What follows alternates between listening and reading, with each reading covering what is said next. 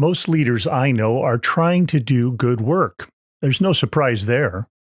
But I keep finding leaders trying to work at a pace that unintentionally undermines the very things they care about most.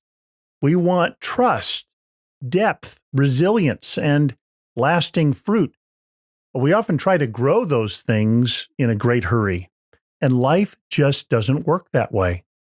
There are certain kinds of growth that cannot be rushed, no matter how much effort, urgency, or even resources we bring to them. They take time, attention, presence. In this episode, I want to explore a different way of thinking about leadership, not as something we drive, but as something we tend. Drawing on the writing and wisdom of Wendell Berry, we'll consider what it means to cultivate the kind of life in our leadership that can actually sustain good work over time.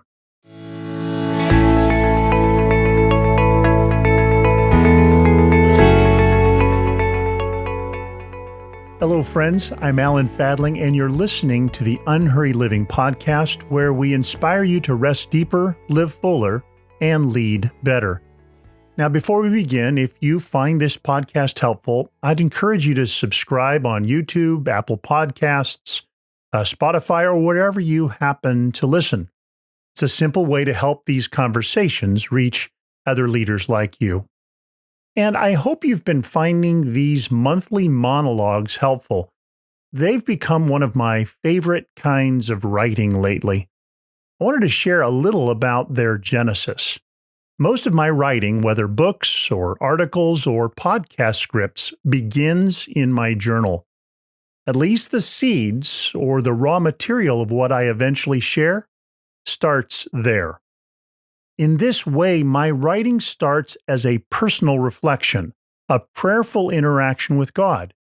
This reflects a sense of calling that Jem and I felt God extend to us at the beginning of our ministry together. That whatever we did would be a sharing of our lives with leaders. We received that call in our late 20s. I'm now in my mid-60s.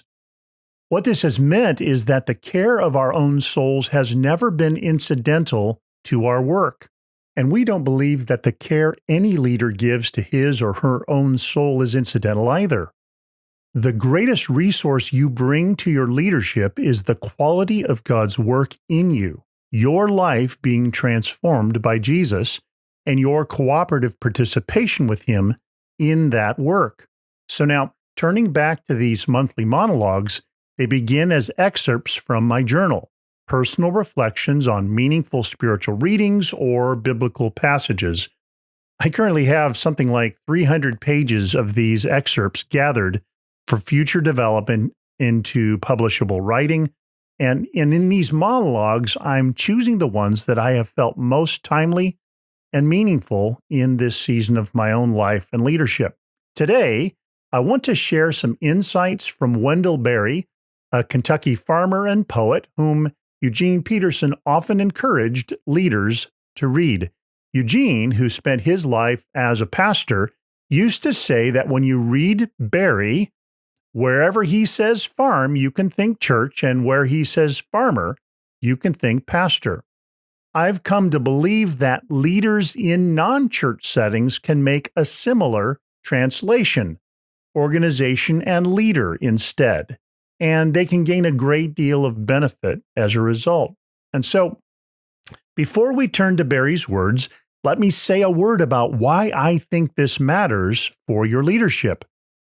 The reflections I'm drawing from come from Berry's book, Standing by Words. At first glance, you're reading essays about soil and hillsides and farming that might feel far removed from the pressures you face as a leader, decisions to make and people to care for and outcomes to steward. But over time, I've found that Berry names something many of us feel but rarely articulate, that much of what we are trying to grow in leadership, like trust or maturity or resilience or even a shared sense of purpose, simply doesn't flourish well in a hurry. And so his writing offers a different lens, one that can quietly reshape how we think about our work, not as something to push, but as something to tend. And if that's true, well, then the way we lead may need to become slow enough to pay good attention. And so let me read an extended passage from Wendell Berry that has recently spoken to me in a very profound way. I just love what he says about the slow work of restoring fertility to a piece of farmland.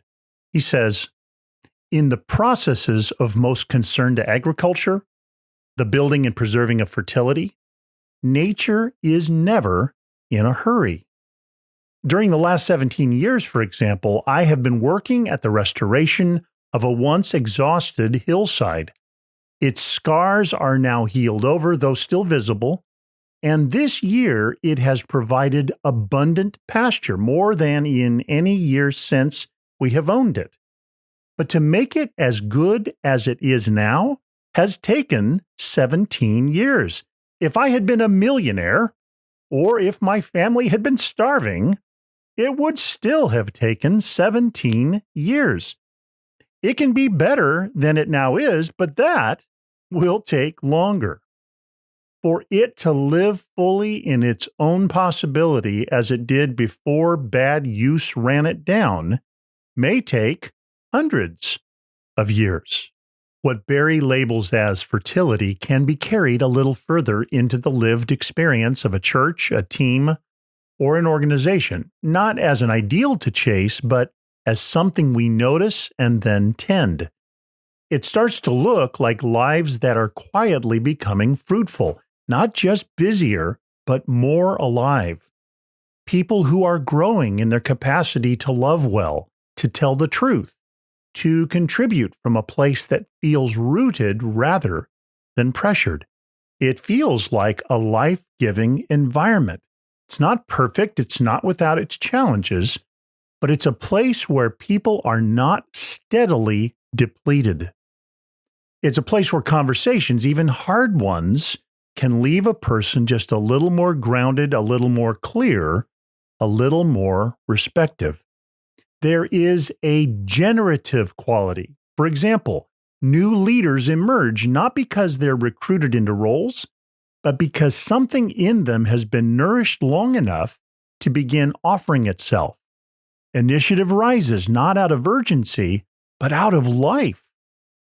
There's nourishment. For some, that may be scripture, prayer, and shared faith. For others, it may take the form of meaningful work, honest dialogue, and a sense of shared purpose. In either case, people are being fed at a deeper level than mere information or task.